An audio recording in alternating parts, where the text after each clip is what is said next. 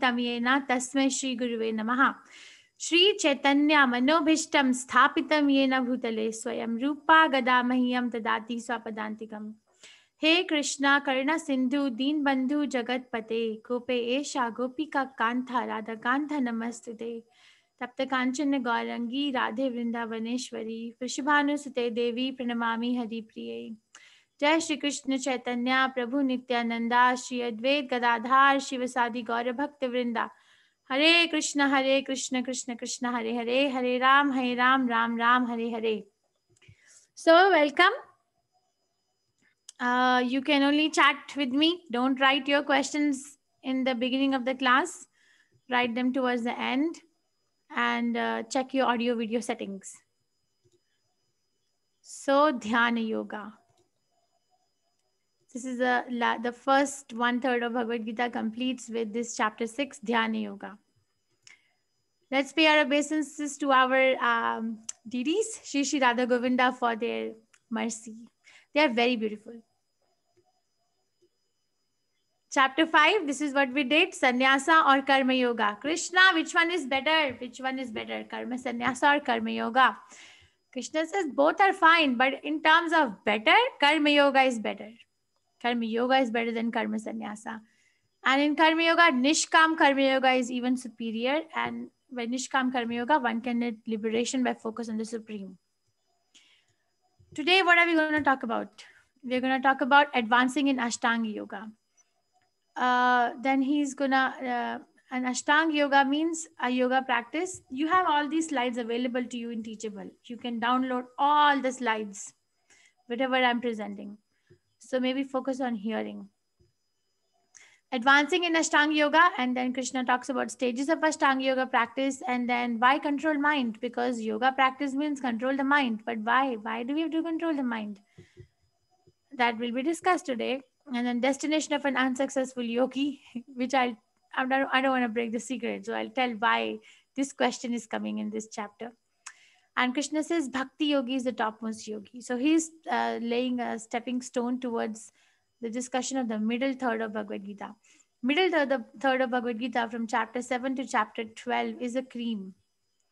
It only talks about bhakti. It doesn't talk about Jnana Mishra Bhakti, Yoga Mishra Bhakti, or this Dhyana Mishra Bhakti. It only talks about pure bhakti. So powerful. But this is like the last part of 6th chapter will give a glimpse that what Krishna wants. Okay, if I ask this question, what is yoga? What is yoga? Is this yoga? My God, even there's such a sub-zero temperature doing these exercises. Or is this yoga in like very high temperature, burning fire and sitting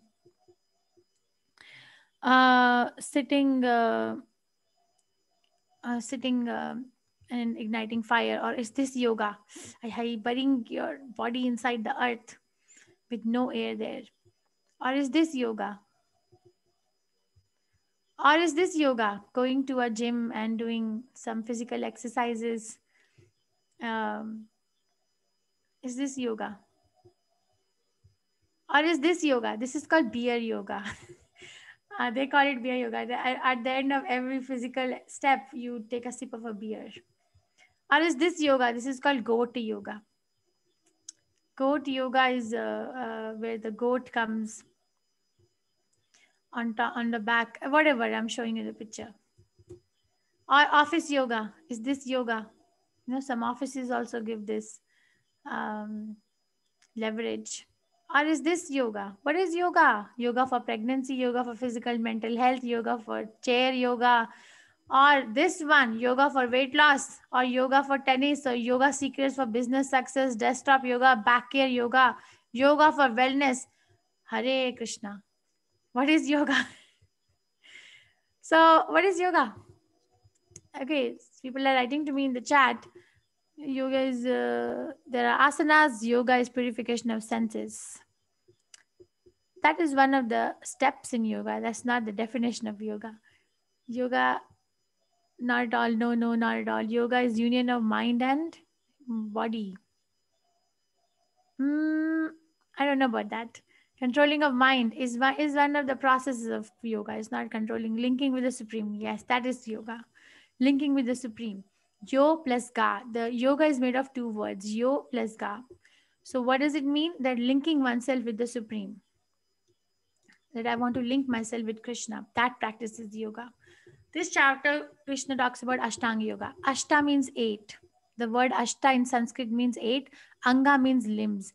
And yoga means a connection with the Supreme. So, eight limbed connection. These are the eight limbs. Starts with yamas. Yam means external discipline. Niyam means internal discipline. Asana or posture means meditation, right? Before one sits in meditation, one has to do yam, niyam, asana, then pranayam, breath control, pratyahar, withdrawal of senses, dharana, concentration, dhyana, meditative absorption, samadhi. That is a goal. If to reach this goal, one has to go through all these things. Goal is samadhi, union or integration with Krishna. Okay, but most of the people are somewhere here, asana or pranayam, and they think that this is yoga, but that's not yoga. That's one of the limbs of Ashtanga Yoga, but that's not the neither the definition and not the goal.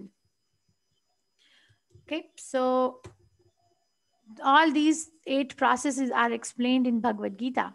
What are they? In 6th chapter, 10th verse, yam or external discipline. He should live alone in a secluded place and should always carefully control his mind. So live alone in a secluded place is a prerequisite. Mane, we cannot live in a house or in a family or in office or in a business setting and I can say I'm a yogi for practicing Ashtanga Yoga. We are specifically focusing our attention on Ashtanga Yoga. Not first prerequisite is live alone in a secluded place and control the mind. Not that I'm doing yoga so that I can enjoy my senses better. Niyam is internal discipline, 17th verse in 6th chapter. This particular person has to be very temperate in his habits of eating, sleeping, working, and recreation. Then asana, 11 to 14th verse, lay kusha grass on the ground and then cover it with deer skin. The seat should neither be too high nor too low and should be situated in a sacred place. One should hold one's body, neck, and head erect in a straight line. So, head, body, like neck, back, what is it? Neck and head erect in a straight line. Stare steadily at the tip of the nose and with an unagitated, subdued mind, devoid of fear, completely free from sex life, one should meditate upon me. So, meditation object is me. Today, if I ask someone, you're meditating, so what are you meditating on? I am meditating. Okay, you're meditating, but what are you meditating on? Isn't it enough to know that I am meditating? Well, this is what I'm trying to say is there's a lot of confusion. Krishna says, why are you confused? Meditate upon me. If the goal is samadhi, pranayam is breath control, practicing stopping this is in 5th chapter 29 verse, practicing stopping the movement of outgoing breath into incoming and incoming breath into outgoing, and thus at last remain in trance. Pratyahar in 15th verse of 6th chapter, cessation of material existence. Dharana, 18th verse, disciplines his mental activities and becomes situated in transcendence, devoid of all material desires. Not that I do yogic practice so that I can get my material desires fulfilled. No, devoid of all, not even one material desires. He said to have attained yoga. Dhyana is meditation, 19th verse in 6th chapter. As a lamp in a windless place does not waver, so the transcendentalist whose mind is controlled remains always steady in his meditation on the transcendent self. So always steady in meditation, always. Not like I'm doing it for 1 hour or 2 hours. No, minute to minute. This unwavering mind. Then samadhi in verse 20 to 23. One is never shaken even in the midst of greatest difficulty. This indeed is actual freedom from all miseries arising from material contact. Okay, so that is the practice of Ashtanga Yoga. So we can analyze this yogi sitting on a deer skin with a straight back, straight head, neck, eyes are not completely shut, looking at the tip, living in a secluded place, completely fearless, completely devoid of all material desires. There's a tiger behind. He's not scared for the life. Okay, then they can go on samadhi and then they can choose when they want to leave the body.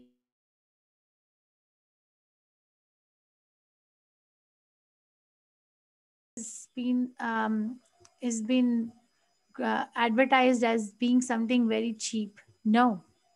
And people don't even care to know the reality. Why? Because they want to get cheated. Why? Because they want something cheap.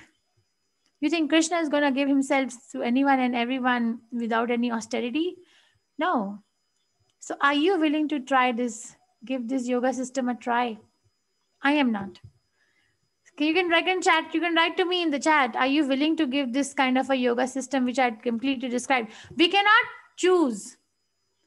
Okay, it has to be 100% executed the way it is described. We cannot choose. You don't have a choice that I will only do a part of it and I will only do a portion of it and then I will get the ultimate result. No. So it is possible in social life or not possible, that is a separate question. My question is very simple. Are you willing to give this yoga system a try? So some people are saying yes. So that means you have to retire from your family life, go in a secluded place and live alone. That's the first external discipline. You cannot do it on a rooftop, cannot do it in a yoga studio. You have to leave. You have to leave whatever you're doing right now in your life and go. Satyayug people were doing it. So who is Arjuna? Let's say this Krishna presented to Arjuna, right? So who is Arjuna? Let's see who is Arjuna. Arjuna is a great is one of the 5 Pandavas. He was a pet student of Dronacharya. He was a very nice archer.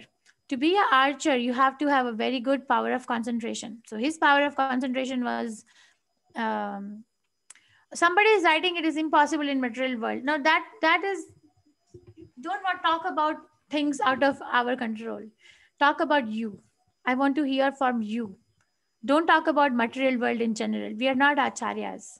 We can only talk about ourselves. My question is, are you willing to give this a try? Krishna also asked Arjuna, are you willing? He's not saying, oh, I'm a grihastha, oh, I'm Pandava, oh, I'm this. No, he take the question as it is. Take the question as it is. Don't modify, okay? That is the way of listening. Listening is also a skill. Like speaking is a skill, listening is also a skill. Okay, so Dronacharya is a pet student was Arjuna, and Arjuna was a great archer. And to be a great archer, one has to have a very good concentration power. So he had that. Arjuna won many so-called heroic competitions. This is when he went to win Draupadi. Arjuna is born in a very, very pious family. So his background is very pious. He is given in environment in the family which is very conducive to Krishna consciousness. There were no distractions. So Arjuna is is fought with Pashupati Nath. Now, how many of us have fought with Lord Shiva face to face? How many? Nobody. Okay, that Arjuna did it. Arjuna is one of the Narayan Rishi. He's always with Krishna. So Arjuna is not ordinary, and Arjuna is asked by Krishna himself personally. Just try to at least visualize the scene that Krishna is directly asking Arjuna, and Arjuna is also not an ordinary person of this world. So what does Arjuna say? Is Vibha here today?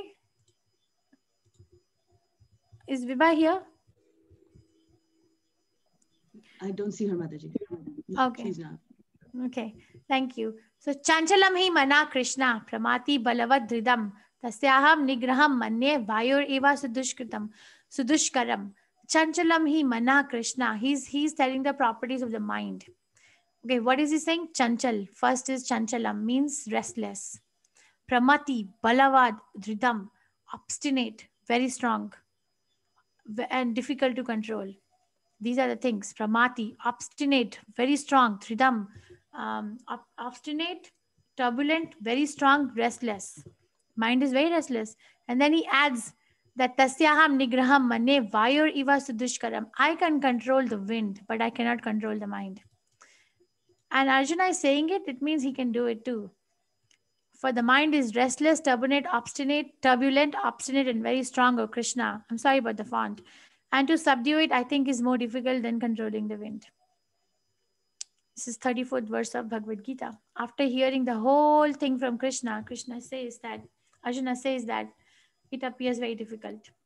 Why? Because mind is obstinate, turbulent, restless, and very strong. I can't control it. Then Krishna says, yes. Krishna says, yes. Oh, blessed Lord said, oh, mighty arm son of Kunti, it is undoubtedly very difficult to curb the restless mind, but it is possible by constant practice and by detachment. For one whose mind is unbridled, self-realization is a difficult work. For one whose mind is controlled and who strives by right means is assured of success. Okay, so by possible constant practice and by detachment, it is possible. But Arjuna, Krishna is not, invalidating Arjuna's realization about the property of the mind. He's not saying that whatever you're saying is not true. He's saying it is true. It is true that indeed mind is restless, turbulent, obstinate, and very strong. Such a nice spiritual master he is. But how can we control it? By detachment and by practice. Okay, if I ask this question in this class, before I tell what Arjuna thinks, is your mind a friend or an enemy?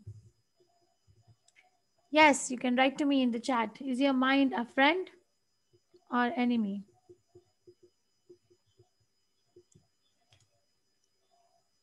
So that you know what the most common answer I get, and I'm getting from this class also, depends, or both, right? Um, Depending. Sometimes it is enemy, sometimes it is friend. That's the most common answer I get. All the sessions that we give, most of the people are saying this. The same thing is happening here. Some people are saying friend, some people are saying enemy here and there, but most common thing that I'm hearing now is, or reading now, is both. Now tell me one thing. If you have a best friend, okay, the best friend, can you say, okay, my best friend is sometimes my enemy also? Does it happen with you in your life? If you have a best friend, but sometimes that best friend is your best enemy also. It doesn't happen with me. How can your best friend be your enemy as well? Enemy means that, and then come back to the best friend's status again. So you change the status. Okay, this person is my best friend today, but is my enemy tomorrow, and then best friend day after tomorrow, and then continues. Does it happen like that? It does not happen like that. Best friend remains a friend, does not become an enemy. Enemy is a very strong word. So is mind enemy or mind friend? Let's see. Krishna says this: for him who has conquered the mind is best of friends. But for one who has failed to do so, his very mind will be the greatest enemy. Prahlad Maharaj says in 7th canto to Hiranyakashipu. Hiranyakashipu asked Prahlad Maharaj. One day, Prahlad Maharaj was dressed up nicely and was brought to the place where Hiranyakashipu was sitting. Prahlad Maharaj, and Hiranyakashipu was Prahlad Maharaj's father, right? So he picked up his child, 5-year-old child, made him sit in his lap, and he asked him, "My dear son, what is the best thing that you have learned so far from your teachers?" Prahlad Maharaj never told his father his father. He says, "Oh, best of the demons." Or best of the asuras. What I have learned is that this thing, that if we are looking for enemies outside, but the enemy is within us. What is the enemy? The enemy is within us. The only enemy of a living entity is an uncontrolled mind. There is no other enemy. There is no other enemy. That is a verdict of the Shastras. We have no other enemy other than the enemy which is within us and which is uncontrolled mind. And right now, everyone's mind is an enemy because it takes away the meditation from Krishna. The function of the mind is meditation. We are meditating. We are meditating on this problem, that problem. Where will I eat? How will my work go? When will I reach there? When will I attain this goal? Where will my child go? So many different ideas. Oh, I am growing old. Oh, I need this. Oh, my family needs this. My friend needs this. Oh, what is the situation of the world? Oh, how is coronavirus going? So that is the nature of the mind. To seek inquiries, that's meditation. Because right now it is taking away the object, the supreme object of my meditation, that is Krishna. It is my biggest enemy. Biggest. Don't even for a moment think that your mind is your best friend, because it is not. It's cheating. It's cheating. Mind will become the best friend when your mind will be constantly in devotional service to Krishna. For a moment, you'll not be able to forget Krishna. When that stage comes, then it is a biggest or the best of the friends. Right now, it is just an enemy. Just an enemy, according to the Shastras. Don't get confused. If you want to get confused, that's up to you. But Shastras do not confuse us. Okay, so what is the destination of now? Krishna described this whole Ashtanga Yoga system. Arjuna said impossible. And Krishna says possible. Abhyasena yogena. Arjuna still is not convinced. He said, this practice is very hard. Okay, if I'm going to go to the jungle, then this is what I have to do in the jungle. Oh my God, this is very hard. It's better to fight and better to control the wind here than to go in the jungle. So Arjuna still is restless. So he asks Krishna, okay, even if, let's say I go to the jungle, I renounce the fight because I don't want to fight. And I go to the jungle and I do this kind of a meditation, but I'm not successful. I fall down. So what is my destination? What is my destination? I begin the process, but I'm not able to complete. Is my destination equal to that of a riven cloud? If you have ever seen in the sky, there's the clouds which are together, and then the wind comes and a portion of the cloud separates from the main crew and it flies away. So he's asking that, is it like that? Is my destination like a riven cloud that I am unsuccessful? Krishna says, no, never. One who is in the path of bhakti is always 100% eternal benefit. Then what is the destination of an unsuccessful yogi? Two destinations. Two verses describes the destinations. After many, many years of enjoyment on the planets of pious living entities, such a yogi is born into a family of righteous people or into a family of rich aristocracy. So if we see somebody who's born in a very pious family, people, then we understand that this person was an unsuccessful yogi, was trying to become Krishna conscious in some life. Or if somebody is born in a very rich family, immediately, because it's Krishna's mercy. Without Krishna's mercy, we cannot take birth in such families. So immediately we should understand that this person is an unsuccessful yogi. This person was in the path of Krishna consciousness but could not complete. Now Krishna has given a chance. Or he takes his birth in a family of transcendentalists who are surely great in wisdom. Verily, such a birth is rare in this world. So to take birth in the family of Krishna conscious devotees is very, very rare. The child is born in a Krishna conscious environment, does not even waste any time. If somebody is born in a pious family, then they may also be, get deviated from Krishna's worship once again. Or somebody is born in a rich family, they don't have a headache of eating. How will they eat? How will they sleep? How will they study? So many things are taken care already because there's so much of money anyway. So Krishna gave that situation to that person so that they can become Krishna conscious again. But what happens? If somebody is born in a rich family, then they see so many things to enjoy in the world. Then they again forget Krishna. So there is nothing great about being born in rich family if I'm not able to use my rich aristocracy to advance further in Krishna consciousness. There is nothing great. That is there. So who is the greatest yogi? So far we discussed what is yoga. So far we discussed Ashtanga yoga practice. So far we discussed where in Bhagavad Gita all the 8 limbs are described. And so far we also discussed that Arjuna is rejecting this proposal of Krishna to practice this Ashtanga yoga. And he says mind is very restless, turbulent, obstinate, and very strong. And then is mind enemy or mind friend? So the conclusion is mind is an enemy right now. No confusions. It is an enemy because it takes away my meditation from Krishna. Gopis are fighting with Lord Brahma. In 10th Canto Srimad Bhagavatam, they fight with Brahma. Why? Because Brahma made the eyelids. You see the eyelids? So they have to blink their eyelids and lose the vision of Krishna for a fraction of a second. They don't want that. That is pure devotional service. That mind is a friend. Okay, so who is the greatest yogi? This is a yoga ladder.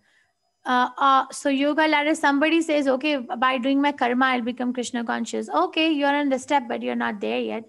But then higher than that is a Jnana yoga, cultivation of knowledge about Krishna. Okay, and then Jnana yoga has no activity. Jnana yoga is just knowledge. Ashtanga has activity. You're disciplining externally, internally, finding out a place, sitting in a proper posture, controlling the breath. So there's activity. But the final verdict is topmost yoga practice is bhakti yoga. What is the difference? What is the difference? Devotional service. Devotional service is the secret. The secret is working for Krishna under the supervision of a spiritual master. That is the secret. And that only happens when one reaches this platform. One can go through this whole ladder, or one can directly come to the platform of Bhakti Yoga also. And of all the yogis, he who always abides in me with great faith, abides in me. Okay. Not like meditating on a candle or meditating on some energy. Or I don't know what people, how can you even like void up your mind? Not possible. So meditating, Krishna is saying he always abides in me with great faith. With great faith. Worshipping me in transcendental loving service is most intimately united with me in yoga and is the highest of all. So whenever I look for example of such a personality, I always think of Prabhupada. Prabhupada fits everywhere. Prabhupada is great faith. You know, in case he doesn't have a faith, he cannot convince anyone about Krishna. Such a great faith. Such a loving service to Krishna. No one can offer. And he can give Krishna. So yoga is spiritual practice. Different yogic practices on yoga. The goal of yoga is to attain Krishna. Different methods are given in different yogas according to the psychophysical nature and the duration of life of the people living in that particular yoga. This is in Srimad Bhagavatam 12th canto 3rd chapter 52nd verse.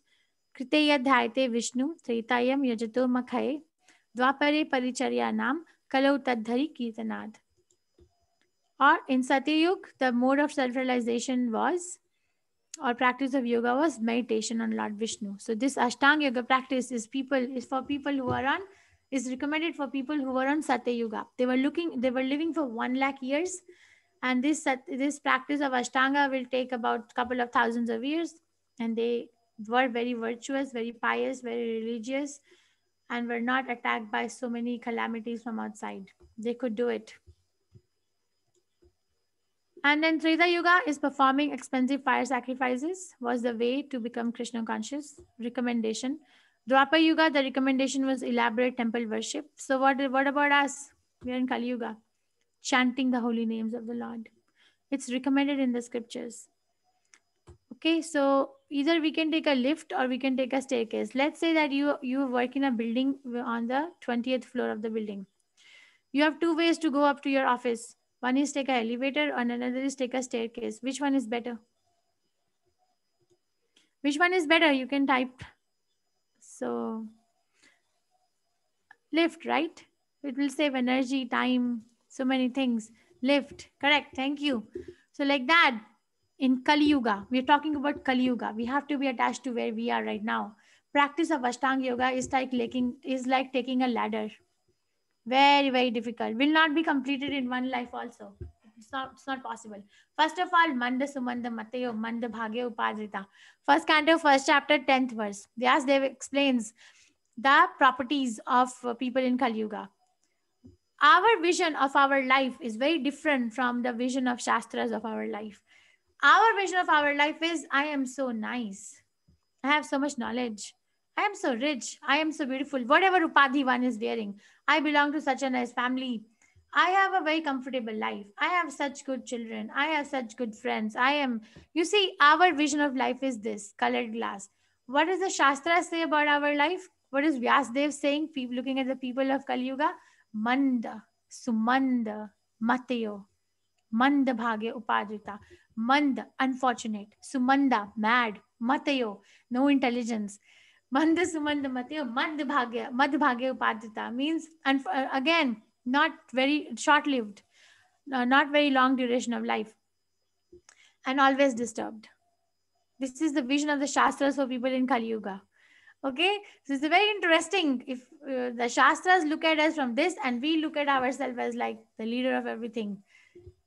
So how are we are not humble? How are we going to do it? So I'm going to give you references about chanting of the holy name as a recommendation in the age of Kali for attainment of self-realization. Another reference from Srimad Bhagavatam, 11th canto, 5th chapter, verse 32. Krishna Varnam Tusha Krishnam Sango Pangasta Parshadam Yajne Sankirtane Prayel Yajanti Hi Sumedasha. In the age of Kali, intelligent persons perform congregational chanting to worship the incarnation of Godhead, who constantly sings the names of Krishna. Although his complexion is not blackish, he is Krishna himself. He is accompanied by his associates, servants, weapons, and confidential companions. So we follow the prescription given by Chaitanya Mahaprabhu. Okay, so what is a mantra? Mantra is made of two words. Man means mind and tra means deliver. So sound vibration which can deliver the mind is mantra. Hare Krishna, Krishna Krishna, Hare Hare, Hare Ram, Ram Ram, Hare Hare is called as Maha Mantra. Every other mantra in any other Vedic literature is subordinate to this Maha Mantra. Every other mantra. Can you believe that? Every single mantra is subordinate to Maha Mantra. When we chant it on our japa beads very silently so that only my ears can hear, that is called japa. But when we chant it with congregationally with other devotees, with instruments on the street, in the temple, on a little bit loud noise, that is called kirtan, sankirtan. Okay, so same mantra but chanting as japa or kirtan. Hare Krishna, Krishna Krishna, Hare Hare, Hare Ram, Ram Ram, Hare Hare. References for chanting again. I have to go like this now. So this is again Narayan Samhita. Dwaparer Yajaner Vishnu Pancharatres tu Kevale Kalauto Nam Matrena Pujate Bhagwan Hari. In the age of Kali, people should simply chant the holy names of the Supreme Personality of Godhead. This is from Kali Santarna Upanishad from Krishna Yajurveda. Hare Krishna, Krishna Krishna, Hare Hare. Hare Ram, Ram Ram, Hare Hare. Iti Shodashakam Nam Kali Kalmasha Nashanam. Nataha Paratayo Payaha Sarva Vedeshu Drishyate. After searching through all the Vedic literature, one cannot find a method of religion more sublime for this age than chanting of Hare Krishna Mahamantra. Chaitanya Chaitamrita Adi Lila chapter 17 verse 21. Hare Nam, Hare Nam, Hare Nam Eva Kevalam. 3 times.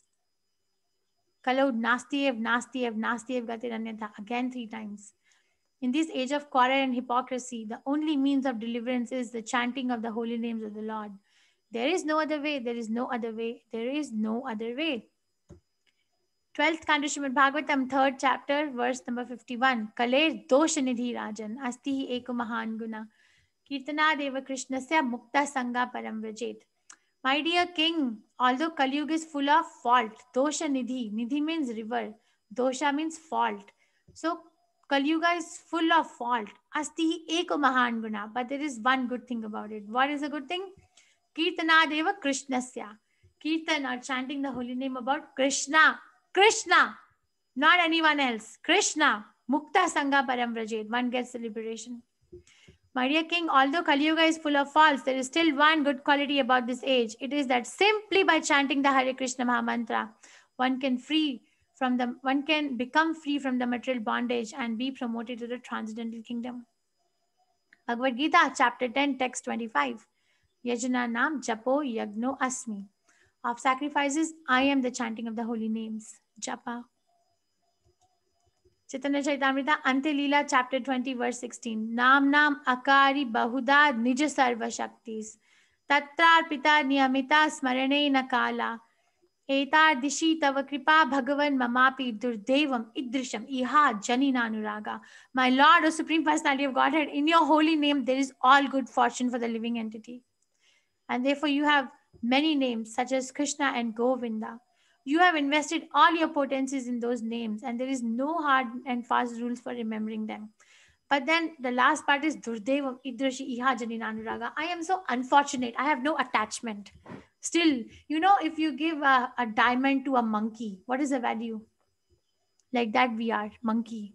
Because we don't, I'm sorry I'm using a strong language, but that is what it is. That is everything present, every desire can be fulfilled and we can go to Krishna, but we are not attached. Okay, so how do we chant? How do we chant? We chant the Panchatattva Mahamantra before we chant the Hare Krishna Mahamantra. We seek blessings from Panchatattva. Shri Krishna Chaitanya, Prabhu Nityananda, Shri Advait Gadadhar, Shivasadi Gaura Bhakta Vrinda. So Krishna Chaitanya is Chaitanya Mahaprabhu, Prabhu Nityananda, the one in the um, blue robe. Then Shri Advaita, Advaitacharya is one in the white robe. Gadadhar Pandit is one in this pink. And Shivasadi is one in saffron. So we pray to all Panchatattvas before we start any round of chanting. Shri Krishna Chaitanya, Prabhu Nityananda, Shri Advait Gadadhar, Shivasadi, Gaura Bhakti Vrinda. And then we start Hare Krishna, Krishna Krishna, Hare Hare. Hare Ram, Ram Ram, Hare Hare. So what are the do's for chanting the Mahamantra? Sorry. Chant audibly loud enough to hear the mantra. I am teaching how to do japa. So don't chant like Hare Krishna, Hare Krishna. Don't disturb other people. Chant and hear. Chant and hear. No mind. If the mind comes, then just bring it back. Chant and hear. Every word you say should be heard by your ear. Pronounce each word distinctly, not like pish pish, like Hare Krishna, Krishna, not like that. Hare Krishna, Hare Krishna. Okay? Krishna has given the empowerment and the ability. Use it for Krishna service. Chant with respect and devotion and concentration. You can chant in any place, sitting or walking or facing any direction. There is no rule. You can chant at any time, in day, night, afternoon, doesn't matter. You have showered, you have not showered, doesn't matter. Recommendation is chant in the morning because the distractions are less, but that doesn't mean that you cannot chant at other times. You can chant either before or after bath. It is recommended to chant by keeping a count. Sorry, that's a part of sadhana bhakti. Prabhupada is given the prescription. One round is 108 beads. Prabhupada said 16 multiplied by 108. But if someone is not ready, then you can do at least some minimum number. Don't stop chanting. One should not chant only a portion of the Mahamantra. So I'm going to show you a demo. So these are my beads. Tell me, what am I doing wrong? So I'm going to chant. We chant with the middle finger and thumb. And we hold the beads like this. So I'm chanting Hare Krishna, Krishna Krishna, Hare Hare. Hare Ram, Ram Ram, Hare Hare. Hare Krishna, Krishna Krishna, Hare Hare. Hare Ram, Ram Ram, Hare Hare. So what am I doing wrong? You can write to me. What did I do wrong here? Was I too quick?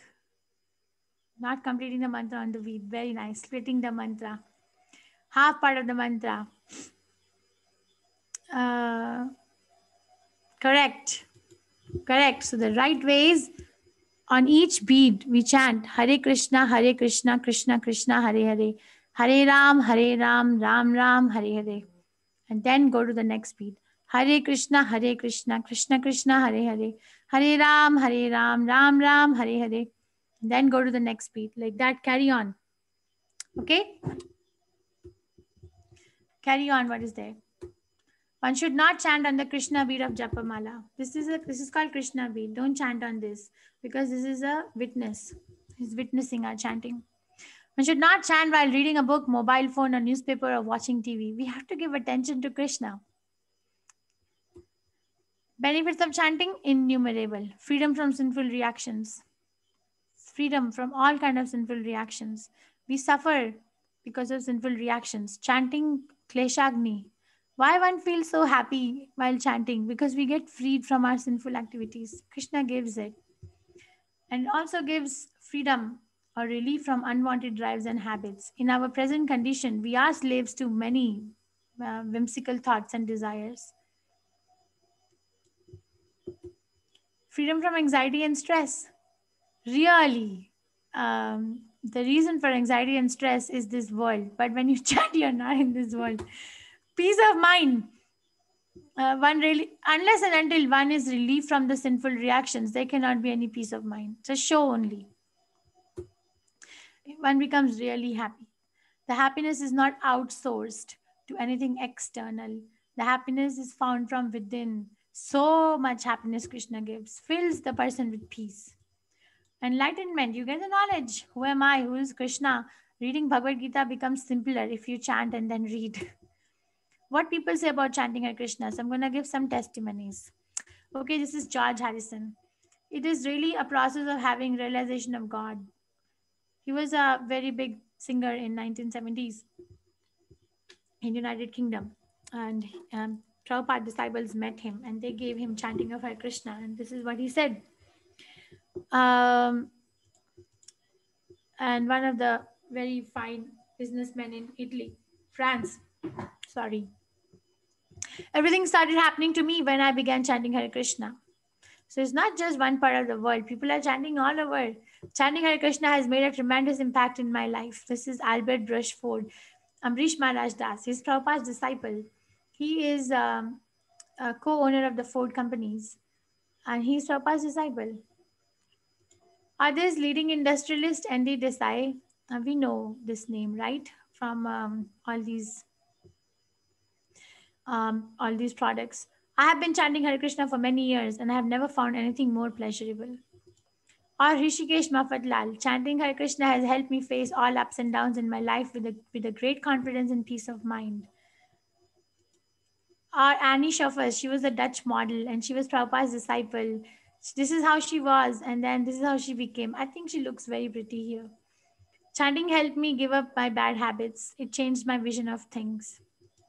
Another model from European countries, by starting to chant Hare Krishna, I feel tremendous happiness.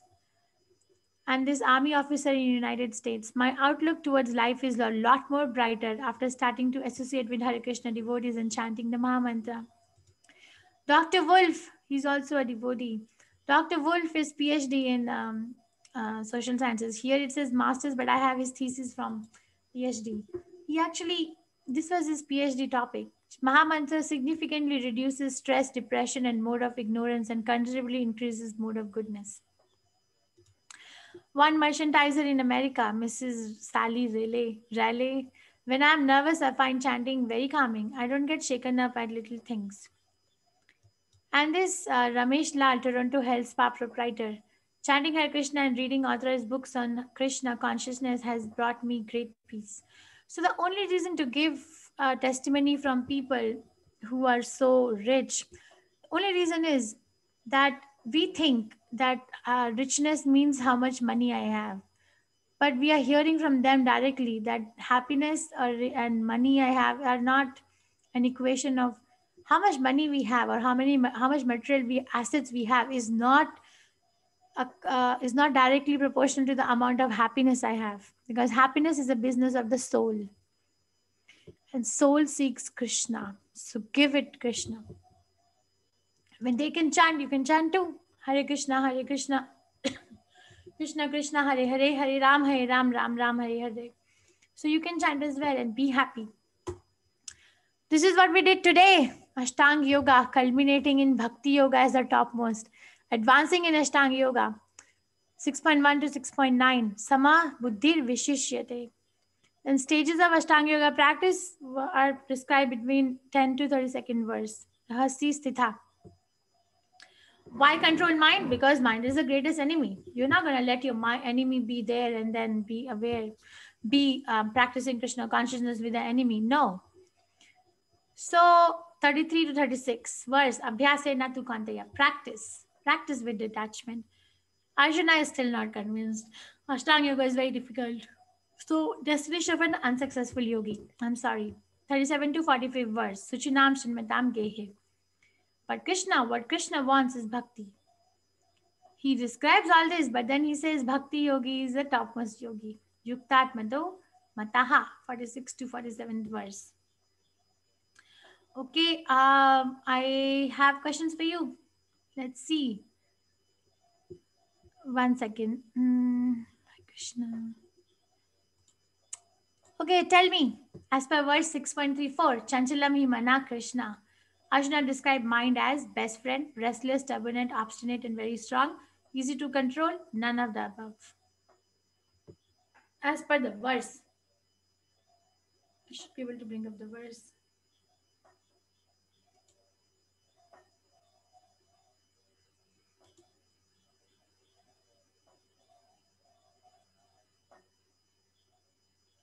Okay, I'll give few more seconds. So far, 91%. Polling is closed. I don't know what happened. I'm sorry. Okay, so this is what I apologize. I don't know what happened, how polling got closed. So 91% of the class, 139 people, said restless, stubborn, obstinate, and very strong, which is the right answer. Okay, so this is the right answer. Every other answer is not right, according to the verse 34. Then I have one question on chanting Hare Krishna. I want to know about you. How many of you have started chanting after attending this course? Yes, I'm chanting daily at least one round of Mahamantra. Yes, I'm chanting but not counting. I'm thinking about it seriously, but I have some questions. No, I have not started chanting yet. It started, not stated. I was chanting Mahamantra before coming to this course. I am an initiated devotee in ISKCON. So far, 50% of the classes voted.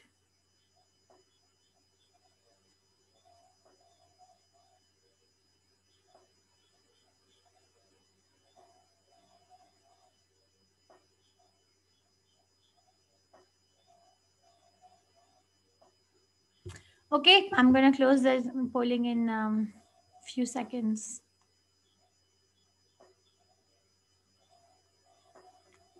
78% of the classes voted. 79.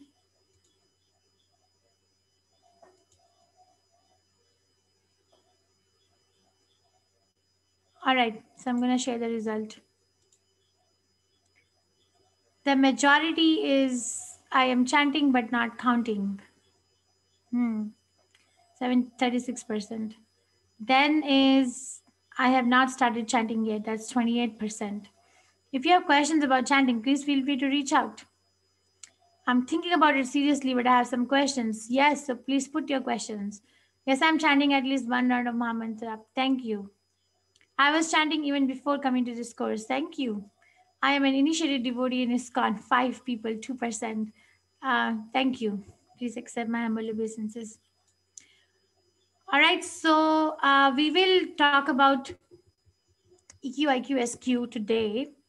I will start and I will finish IQ and EQ portion of the thing, and then we'll go to SQ slowly. So this is about from the, remember yesterday I asked all of you that how do you want this polling to be? Okay, so human intellect, and then we'll take up the questions. Human intellect is developed for advancement of learning in art, science, philosophy, physics, chemistry, psychology, economics, politics, etc. By culture of such knowledge, the human society can attain perfection of life. This perfection of life culminates in realization of the Supreme Being. Srimad Bhagavatam, 1st Canto, 5th chapter, 22nd verse. Okay, so IQ, EQ, SQ. Human intelligence, a general definition of IQ is one's overall capacity to think rationally, act purposefully, and to deal effectively with one's environment. That's a general definition. Okay, show me where Michigan is. Yes, good girl. Smarty pants dance, smarty pants dance. All right, come here. Show me where Florida is. Florida. Good girl. Come here, come here, come here. Show me where Texas is. Good girl. Smarty pants dance. Come here, smarty pants. All right, let's do a hard one. Where's Massachusetts? Very good. Good girl. Smarty pants dance. Smarty pants dance. Your IQ was a smarty pants dance. All right, last one. Show me Oregon. Where's Oregon? Very good. Yay! Smarty pants dance. Smarty pants dance. Lola does the smarty pants dance. So we can see that this little girl has a lot of IQ, right? The higher a person's IQ, the theory went, the higher is their intelligence. Right. So tell me about this. What is the difference between a cow and a baby? What is the difference between a cow and a baby? You can type to me in the chat. I will wait for at least one response before I tell you the answer. Somebody wrote emotional intelligence. Okay, according to IQ, a cow drinks water and makes milk, whereas a baby drinks milk and makes water. Okay. Then how can you drop a raw egg on the concrete floor without cracking it? Tell me, this is an IQ. How can you drop a raw egg on the concrete floor without cracking it? Okay, somebody said boil. Well, read the question carefully. Concrete floors are very hard to crack. So spell the mousetrap in 3 letters. In 3 letters, spell the mousetrap. Oh, somebody said keep a vessel. Utkarsh said cat. Correct. Cat. Mousetrap in 3 letters. Okay, what is the permanent cure for dandruff? Permanent cure for dandruff. At least one answer. Correct. Somebody said baldness. Correct. Okay, so again, the thing is that higher the IQ, higher is my intelligence and higher is my achievements in life. That was what was going on. Still going on. So then IQ cannot actually answer a lot of our questions. Then we need emotional element of our intelligence. So general definition of EQ is, and I will come to the discussion why IQ is not all in all. So general definition of EQ is, or emotional quotient, is an array of skills that influences one's ability to succeed in coping with environmental demands and pressures.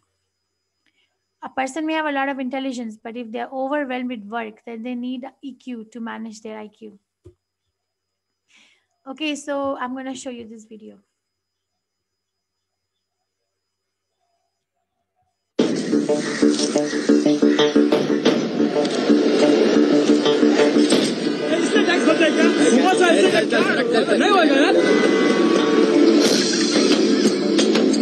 Sir आपके लिए उस पार car का इंतजाम किया है sir आइए sir चल चल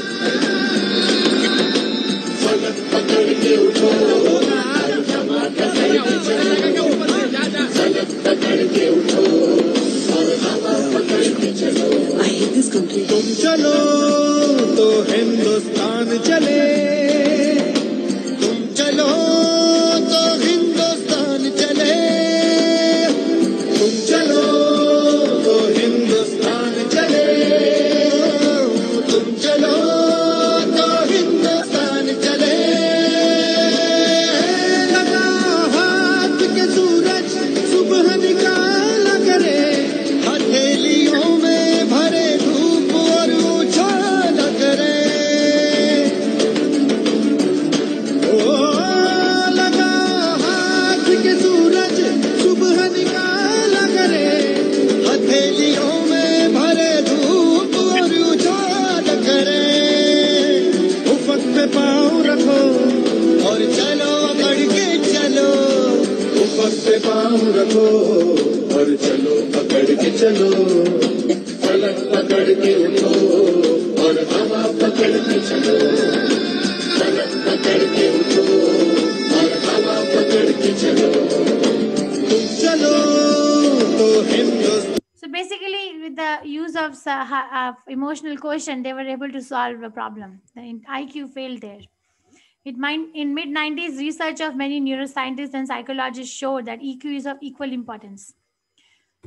Okay, so EQ, let's say that I have a very good IQ, or somebody is very intelligent, but I have a very important interview, but this is how I look like on the day of my interview. I have very good resume, I have very good experience, very good education, or whatever is needed for that particular job profile, but I have to go for an interview and this is how I look like. This is what I am. So what is my chance of succeeding in that interview? You can write to me. Very good IQ, but this is how it is. Very low, right? So we have to know how to manage. So what you see is just we see accomplishments, we see skills and behaviors, we see experience, we see training. But it's a very, very small type. It's like a tip of an iceberg. We see a very small portion of the person's complete thing. What we don't see is the EQ that person has worked on in their own self. We don't see that what they have for long-term success, which includes self-awareness, self-regulation, motivation, empathy, social skill capacity, acumen, so many things. Okay, just IQ or theoretical knowledge is not enough. So high IQ means all these things on the right side. Assertive, ambitious, driving, strong-willed, decisive, warm, enthusiastic, sociable, charming, persuasive, Low IQ is they may be having a high I'm sorry, EQ. I apologize. A person with low EQ can be having a very good intelligent quotient, but they still will be aggressive, demanding, egoistic, bossy, confrontational, unresponsive, poor listener, impulsive, easily distracted, right?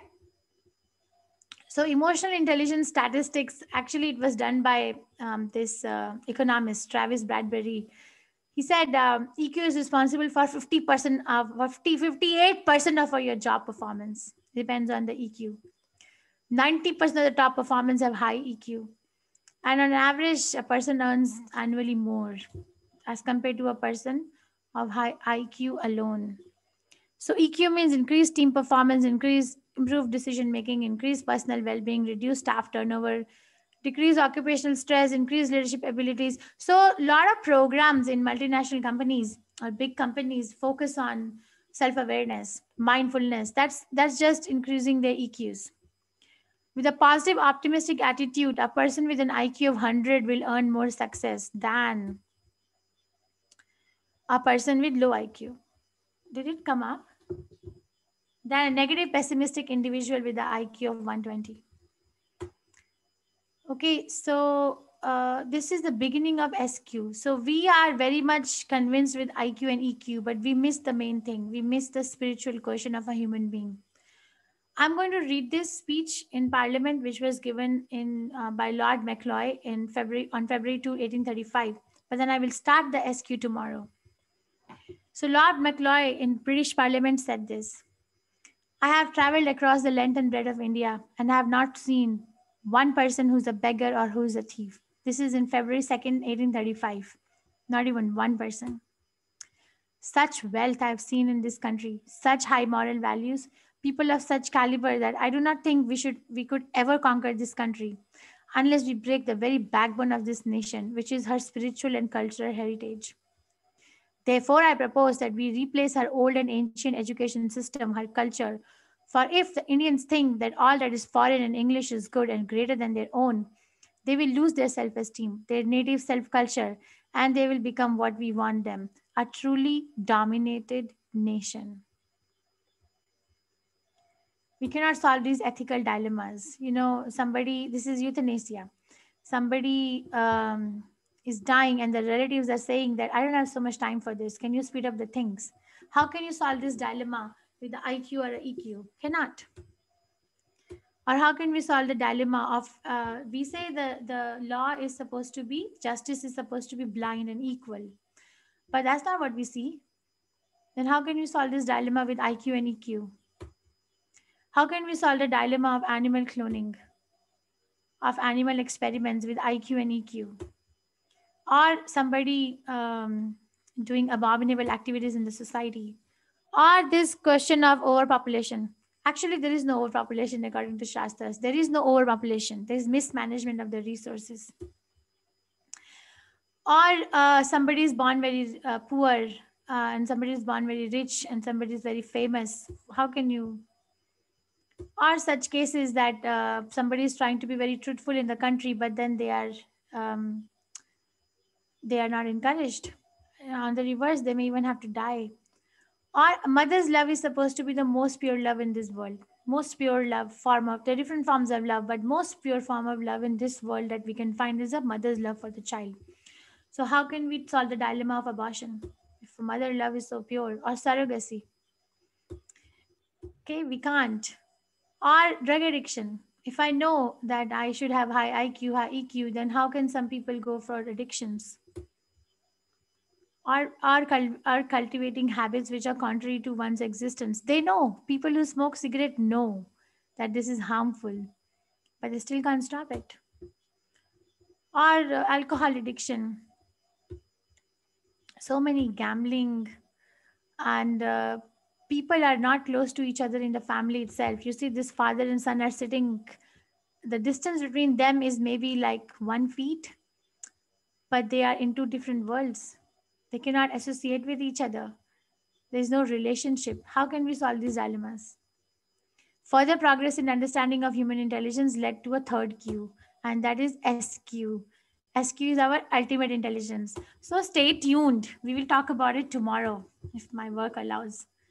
Okay, so please remember slide number 47. We have to start from. I do want to show one video on Krishna Chaitanya. How to chant. So let me just pull it up.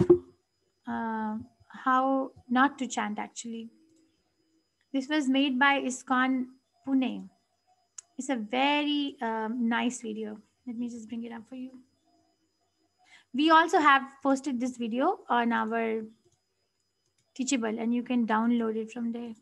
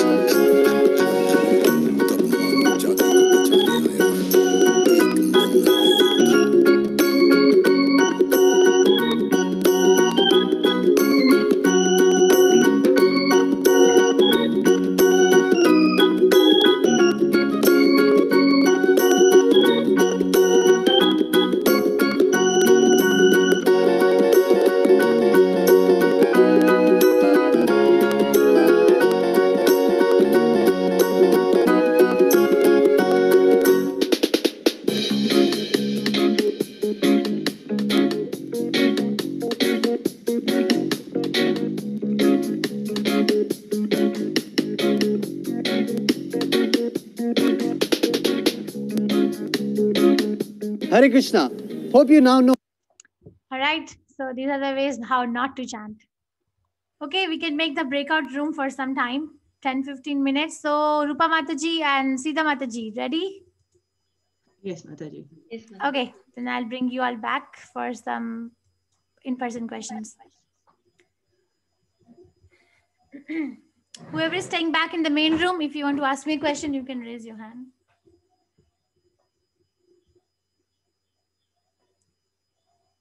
People are still leaving.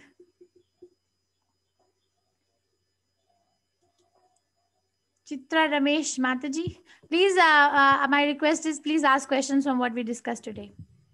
All of you. Yes, Mataji, Hare Krishna. Hare Krishna Mataji. Hare Krishna. Hare Krishna Mataji. We are enjoying each and every minute that we are from 3 to around 4:30, 4:45. It is just a new experience and it's just feeling so nice. And every day we are waiting eagerly for me and my twin boys aged 6.5 years. All the three of us sit and listen together and we enjoy this and we enjoy doing the japa also together. Today when I was seeing this last video, I wanted to know where do we get this japa bag? We have japa beads with us, but we don't have this sort of bag. So do we have anything like, can we purchase like that? Like the bag like this? Where do you live, Yes, Mataji? yes, Mataji. Where do you live? Sorry? Which part of Where the I world live are in you? Mumbai, India. So Mumbai. Do you want to call up the temple nearest to your house and ask if their gift shop is open? I know in Mangalore we are still trying to get it. Okay, we get it in. Okay, we have a gift shop in Kharghar. It's where I stay. So should I ask there? Will it be available there, or can I take it online? I don't know about online, but I know every ISKCON temple should have it. Ask them, and if Will you be don't having. find it, then circle Okay, back, okay. and then I will try to find for you. We'll get it. Sure, sure. Thank you. It is just I need to attend one more session of yours also after this 18 days because how much ever we learn, I think we need to learn more. So I'm surely going to be a student again, once again, all the three of us. You're welcome. And thank you for the appreciation and thank you for getting benefited. Harshini and Thank you, Mataji. Devi. Hare Krishna. Hare Krishna. Hare Krishna, Mataji. Hare Krishna. Mataji, actually, every day we have to do one round. So before telling the japa, should we have to tell any other like stotram mantra? The Panchatattva mantra that I said, right? Jai Shri Yes, Krishna Chaitanya. That is enough. Mataji, so we have to before starting the starting the class Bhagavad Gita, we have to tell this mantra. Is it compulsory or? We're talking about chanting right now. So before you chant Hare Krishna Maha Mantra, then yes, please chant this Panchatattva mantra. But when we start reading Bhagavad Gita, this is Panchatattva mantra for chanting of Hare Krishna Maha Mantra. But before reading Bhagavad Gita, we chant the invocation, the Om Namo Bhagavate Vasudevaya 3 times, and the invocation mantras that I chant every day before starting the class. We are sharing those mantras every day on your WhatsApp group. Just open the document, okay? All the things you have. The invocation mantras. Okay, Mataji. Okay, if you can't find it, then you come back. Yes, Mataji. Hi, Krishna. Sagar Talreja Prabhu. Yes, Prabhuji. You can unmute yourself, Sagar Talreja Prabhu.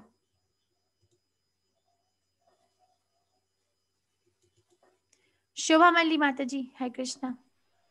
Hello.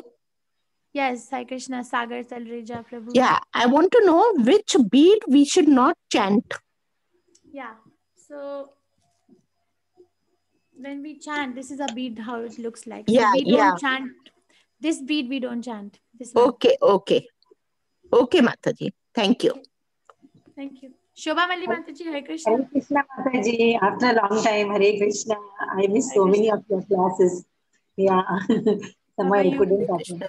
Yeah, I am good, Mataji. How are you? Hare Krishna, Yes, Hare Krishna, Mataji. Krishna Krishna, Hare. Hare Krishna Mataji.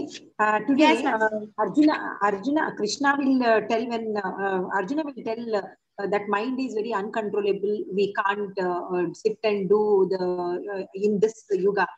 Though it is happened 5,000 years ago, that time probably Arjuna would have done it. Like, compared to Kali Yuga and Dwapara Yuga, it is a lot of difference. But still, Arjuna said it is highly impossible for me to go and sit and do the renounced life. But I think to teach the Kali Yuga people, Arjuna must have reluctant to do that and listen to Krishna. And finally, he will agree what Krishna says, Mataji. Right, Mataji? I don't know if he would have done it or not. I don't know. Prabhupada is not mentioned in Bhagavad Gita as it is. I cannot give my opinion. There's no value. I have not heard it from Prabhupada. I have not read it. I don't know. Okay, because I cannot say, Arjuna, you are with Krishna, do it. Neither is Krishna forcing him to do it. Krishna is giving him information. But yes, it was difficult 5,000 years ago. Then how more difficult it is now. Yeah, that I agree. Yes, that I have heard, but I have not heard the part where he could have done or he couldn't have. I don't know, Mataji. I'm not the authority. Okay. No, that time only he couldn't do. What about the Kali Yuga? It is highly important. That we can take. We can take. Yeah, that was my thing, Mataji. Very nice it was. And nice, Mataji. Nice seeing you after a long time. Same here. Nice listening to your voice. Hare Krishna. Hare Krishna, Mataji. Hare Krishna. Hare Krishna. Rupal Mittal, Mataji. Hare Krishna. Hare Krishna, Mataji. Mataji, I was just looking. Actually, I just wanted to know about Ashtanga yoga. Is it for getting your body more disciplined so that you get connected to Krishna, or that is one it's of the like steps. balancing one of the steps? So actually, can you just elaborate on Ashtanga yoga a little bit more? Mataji, Krishna only spends one part of a chapter. He does not even talk about Ashtanga yoga in the whole chapter. So I can only elaborate what he has said. Okay, beyond that, I also don't know. So this is what he said, like this is a practice of Ashtanga yoga, 8 limbs. Yoga means linking with God. Ultimate aim of the practice should be that I am in samadhi. I cannot like stop at pranayam, cannot stop at asana, and I can say I'm a yogi. No, you're practicing. For example, if I want to be an engineer, I cannot say that the minute I entered engineering college, I'm an engineer. Can I say that? No, obviously. So you have to complete the course. I have to get the degree. I have to practice. Then I can say I'm an engineer, right? So like that, somebody can enter a practice of Ashtanga yoga, but if they're stuck up in asana, pranayam, that means they're not at the end yet. They haven't graduated it. They haven't met Krishna yet. So that's just one part, but the world is so misguided that they are thinking that this asana and pranayam means Ashtanga yoga. No, that's like 1, 2, 3, 4, 5, 6, 7, 8. So 2. So maybe this is like the whole course actually, which goes on to getting you linked with Krishna. This is kind of a whole course. Yes, and yes, correct. You can say. Thank you, Mataji. Okay, Hare Krishna. Meenakshi Mataji, Hare Krishna. Hare Krishna, Mataji. Mataji, what is the difference between Karam Yoga and Nishkam Karam Yoga? Because my understanding was Karam Yoga is Nishkam Karam Yoga only, like when we surrender the karma as well as the results of the karma to Krishna. But then... so I just gave a class on this before your class today. So it's a very... Let me... 1 second. Last night also I was giving class on this. So we can say... So karma means prescribed duties, right? Karma means prescribed duties. Yes. Now, there are 2 main types of doing this karma. One is called karma kand, that I want to do my prescribed duties so that I can be the enjoyer. Yes. So that's karma kand. And other thing is karma yoga. The word yoga can only be used in connection with Krishna. It cannot be used the way we are understanding in today's world. Mm-hmm. So the aim of a person practicing karma yoga is I want to become Krishna conscious. Karma yoga is of 2 further types, Sakam Karma Yoga and Nishkam Karma Yoga. Sakam Karma Yoga is I'm still attached to the activity and the fruits, but I give something to Krishna. For example, let's say I earn 1 lakh rupees a year. Okay, but I will give maybe 1,000 or 10,000 to the temple for Krishna's service. Rest I will keep for myself. So I'm giving little bit. it's still in the mode of passion, but because it is given in service to Krishna, Krishna accepts that as a yoga. Nishkam karma yoga is I am still attached to my prescribed duty. Like Arjuna, I'm still attached to my psychophysical nature that I am a Kshatriya. So I am still attached to the duty. But I am going to utilize my duty for Krishna's service. And I'm also going to utilize the fruit that comes out of the duty for Krishna's service. So where is my attachment? My attachment is to the idea that I am a Kshatriya, I'm a Vaishya, I'm a Brahmana. So that is Nishkam Karma Yoga. Did you understand? But Mataji, in Sakam Karam Yoga also we have the tendency that whatever we are doing and whatever fruit of the activities, this is for Krishna, right? No, not whatever. No, a portion of whatever. Not 100%. Okay. The person is not giving 100%, person is giving a little portion, not whatever. Okay. Okay. So that is the difference. In Nishkam, everything is for Krishna. Correct. Duty is for Krishna and the result of activity is also for Krishna. Correct. Okay, Mataji. Understood. Thank you so much. Yeah, Hare Krishna. Rajani Mataji. Hare Krishna Mataji. Yes, Hare Krishna. I want to know whether there is any restriction to start chanting on Tulsi beads. Means Tulsi Mala. There is no restriction. No, there's a recommend. There's a difference between restriction and recommendation. Okay. There is no restriction. Now, Anishta Prabhu never told us not to chant on Tulsi beads. I have been chanting on Tulsi beads even before I was initiated. But the recommendation is one who's chanting 16 rounds minimum and who's initiated. That's a but you don't have to follow. I never followed. So you can chant on 16 beads, Tulsi beads, but at least chant 16 rounds. Even if you're that not I am doing already. Very nice. But not started on Tulsi beads. You can get Tulsi beads. Okay. Thank you, Mataji. Hare Krishna. Hare Krishna. Suma Dubaka Mataji. Suma Dubaka Mataji. Hare Krishna Mataji. Hare Krishna. I'm very, very thankful and grateful for this session. I have a question regarding this Maha Mantra, Mataji. The mantra actually says Hare Krishna, Krishna Krishna, Hare Hare. But, I was being taught the other way. It's like Hare Ram, Ram Ram, Hare Hare, Hare Krishna, Krishna Krishna, Hare Hare. This I have been taught from Vishnu Sahasranamavali. And this was... That's okay. Prabhupada has said that. It's not a big deal. It's so laddu. Any which ways. You eat laddu from the top or you eat laddu from the bottom, it's going to taste the same thing. Prabhupada said that Hare Krishna, we chant Hare Krishna in ISKCON first. Why? Because we are following Chaitanya Mahaprabhu. Chaitanya Mahaprabhu chanted in that order and we are dogs of Chaitanya Mahaprabhu. So we are following the master. But if you want to chant the other way, it's fine. That's Prabhupada said it. Okay, fine. And one more question I have, Mataji. It is like, this is from yesterday's chapter. See, for example, the forbidden actions. When you come across forbidden actions, and this happens in your own family. So this is something like adharma. Should we accept that adharma or should we fight against that adharma, or what do we do? Should we chant only the Krishna mantra and leave it to Krishna? It depends on your adhikar. It depends that how much of what is your status in your family, how much are you heard. Okay. I have to ask questions. I cannot give a general answer for this. If somebody is a head of the household, so they set the principle, right? They can set the principle and with compassion and love can teach their dependents. But if somebody is just like a small child, then their voice is weak.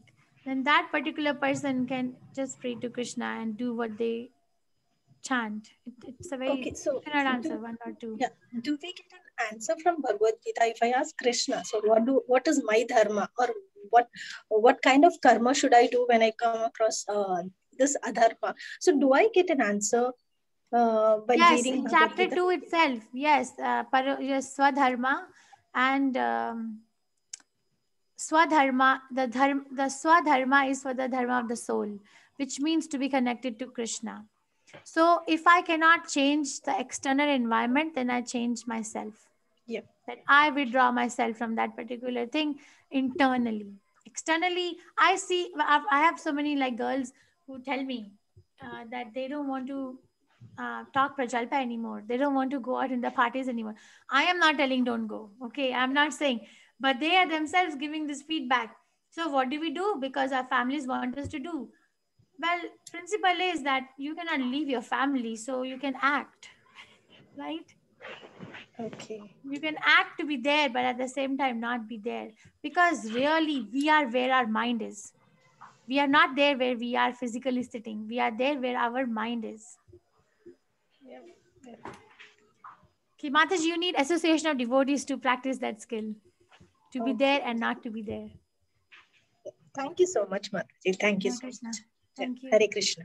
Rashmi Mataji, then Rekha Mataji. Yes, Rashmi Mataji. Hare Krishna Mataji. Many Hare thanks Krishna for a good Prabhuji. session. My question is, if a beginner is thinking of starting on the path of Bhakti Yoga, can you suggest or recommend how to approach this, please? Yes, I already gave a class today about it, right? Chant Hare Krishna. Chanting Hare Krishna is for all stages of bhakti. Somebody who's a neophyte devotee, somebody who is in a Madhyamadikari or little bit experienced, or somebody who's Uttamadikari or Brahmabhuta platform. The method is same. Chanting Hare Krishna is same. Method is same for everyone. Okay. Immediately start chanting. Thank you. Okay. Hare Krishna. Yeah. Rekha's iPhone, Mataji. Yes, Hare Mataji. Krishna Mataji. Hare First of all, thank you so much for your beautiful sessions. Thank you. The pleasure is all mine.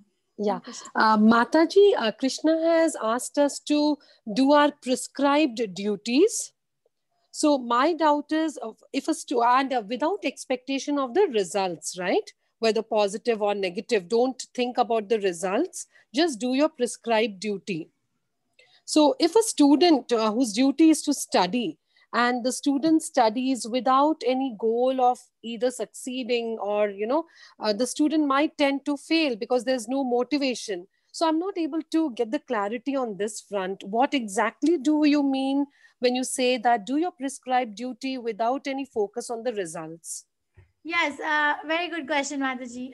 So we discussed this in a class preceding to this class, that as immature spiritualist. So immature spiritualist definition is that run away, too difficult, right? So that's what you're saying. But that's not what Krishna teaches, because Arjuna is trying to run away.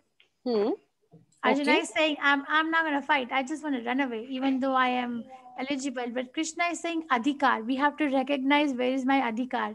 My adhikar is doing my activity. Krishna is not saying set a goal, not don't set a goal. He's not saying don't set a goal. We have to set a goal. You see, we are doing these classes. If we don't have a goal in mind, if we are saying, okay, Krishna will give me empowerment, but we have to do our work. Like we have to make our slides, we have to read our chapters, we have to do our chanting Hare Krishna. We have to be honest to ourselves before I become honest to anyone, right? Right. So unless and until we set a goal, it is not going to work. That is number one. And Krishna is not saying.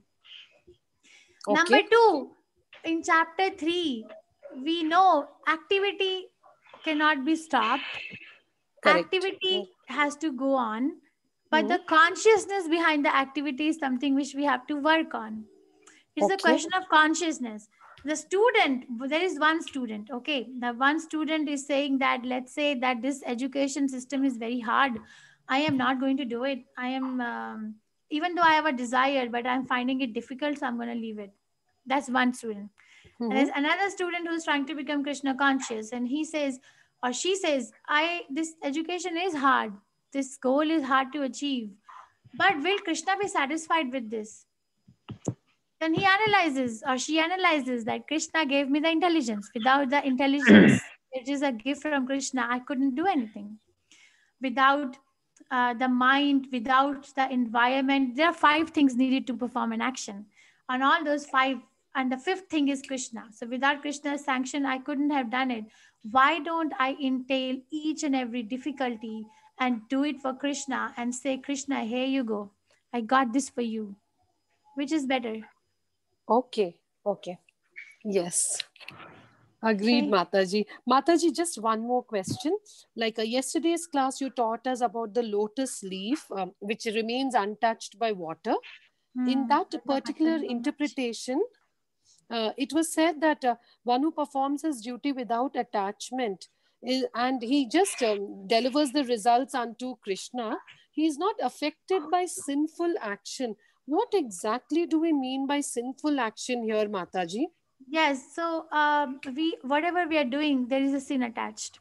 Let's say that I am going to my office because I'm very, very attached to the idea that I work in this particular office in this particular post. There is a lot of sin there. When I'm traveling, I am killing so many living entities on the road. I am, right? Even though I don't want, but still dying. When I am working, I am hurting other people around me, or I am getting hurt from other people. So we are exchanging karmic things by these emotions. Or I am eating or drinking something over there which is not offered to Krishna. So that's sinful. There are sinful reactions. But if I just think, and start chanting Hare Krishna, Krishna takes care of all these. He adjusts where to do this. Okay. That's one way Thank of you, looking Mataji. Thank you. Hare Krishna. Hare Krishna. Thank you. Okay, Udit Kumar Prabhu, Hare Krishna. Hare Krishna, Mataji. Hare Krishna. First of all, thank you, Mataji, for this wonderful course. We are benefiting a lot. Thank you, Mataji.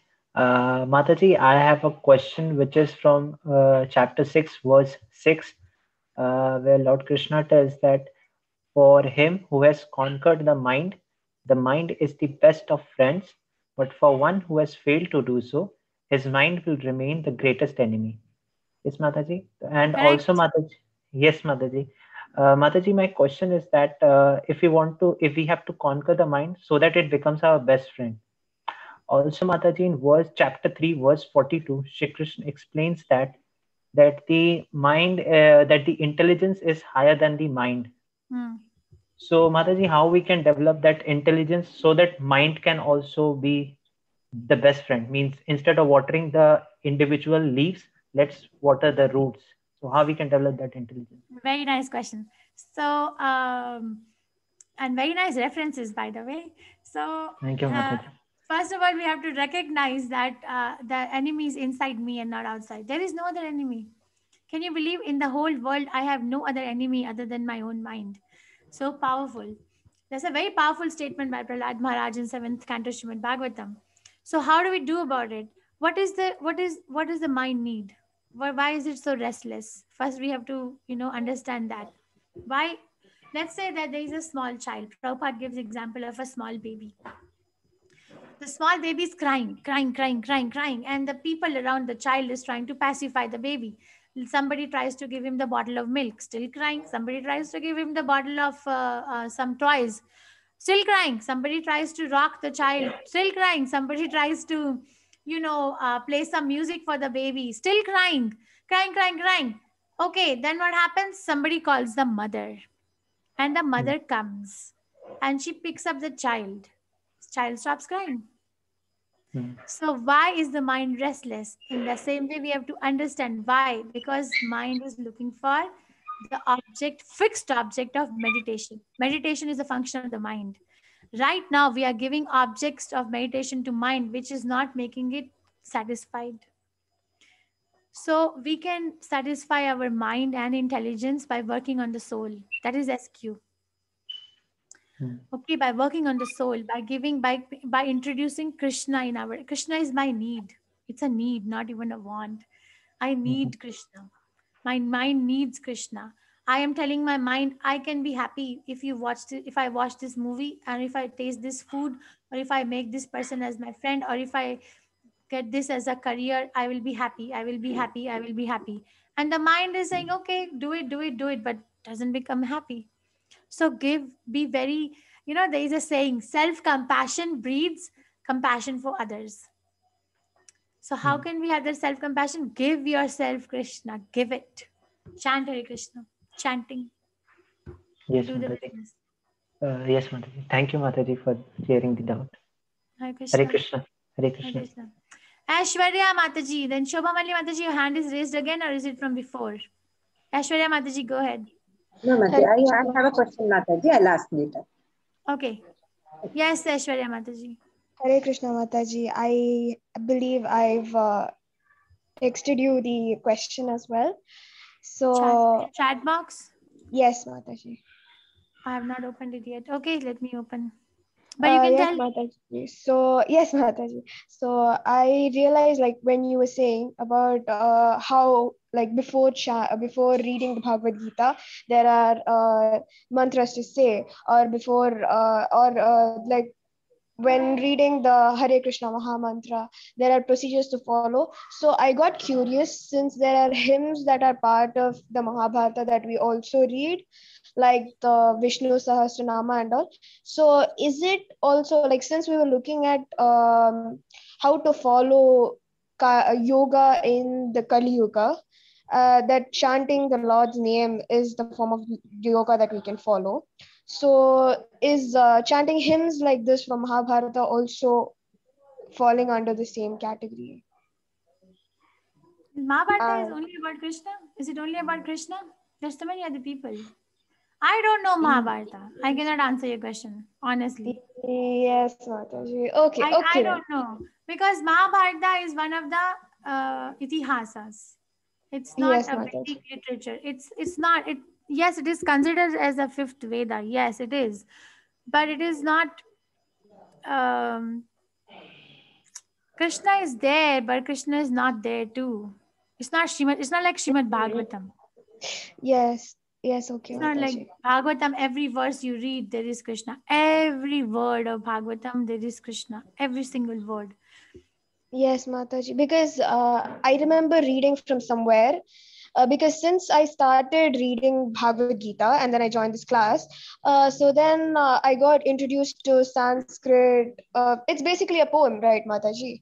So when I got introduced to this, I was reminded of the Vishnu Sahasranama, because my mom used to play it for me every day since childhood.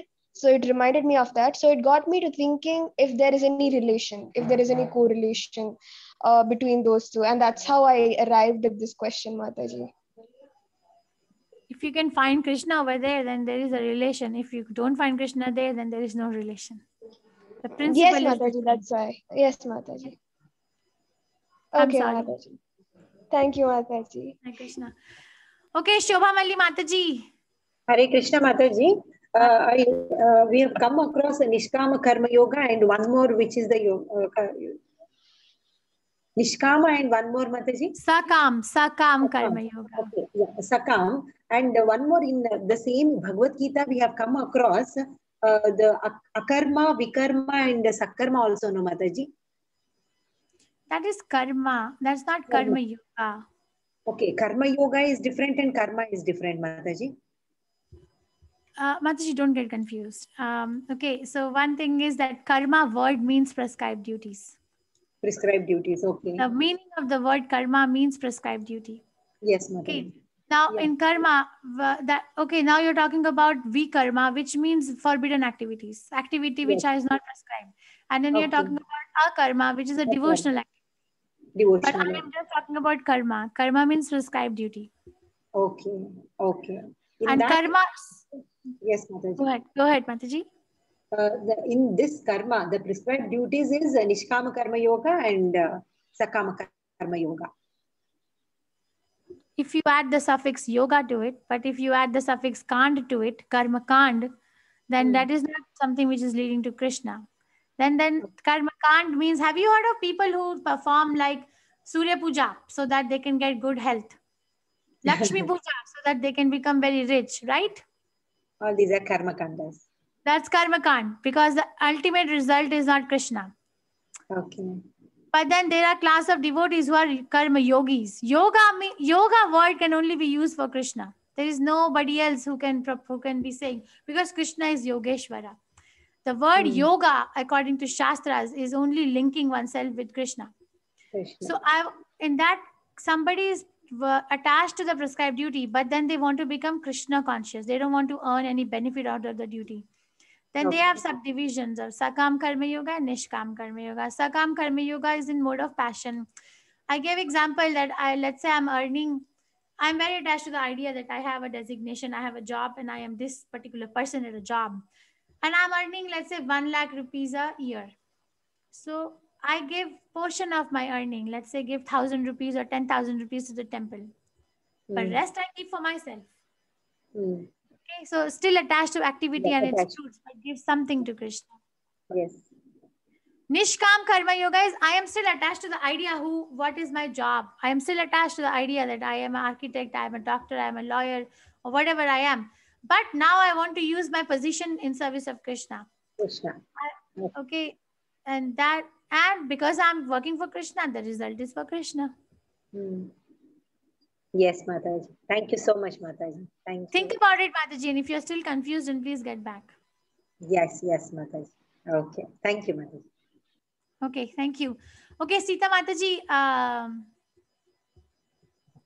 No questions, Mataji. Or Zuba Mataji. You answered all the questions, Mataji. Okay. Thank you so much, everyone. So we will meet tomorrow. Pancha kalpatarubhyascha kripasindhubhya eva cha patitanam pavanebhyo vaishnavebhyo namo namaha. Nanta Koti Vaishnava Vrind ki jai. Srila Prabhupada ki jai. Hare Krishna, everyone. You can say